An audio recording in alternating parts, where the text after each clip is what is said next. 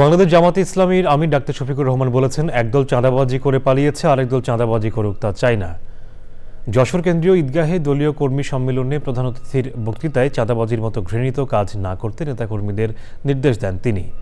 জামাতের আমির ডাক্তার শফিকুর রহমান পতিত আওয়ামী লীগ সরকারের দুর্নীতি অপশাসনের অভিযোগের বর্ণনা করেন।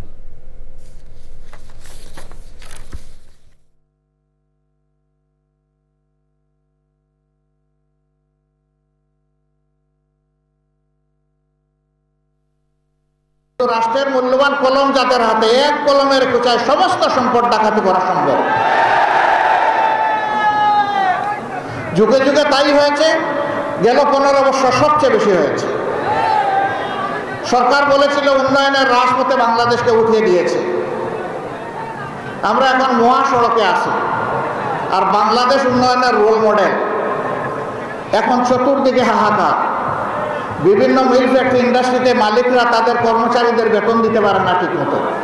আমরা চাই আরো স্পিডি হোক, আরো গতিশীল হোক অর্থনীতির চাকা। সরকার এই ক্ষেত্রে আরো বেশি দায়িত্বশীল ভূমিকা পালন করবে।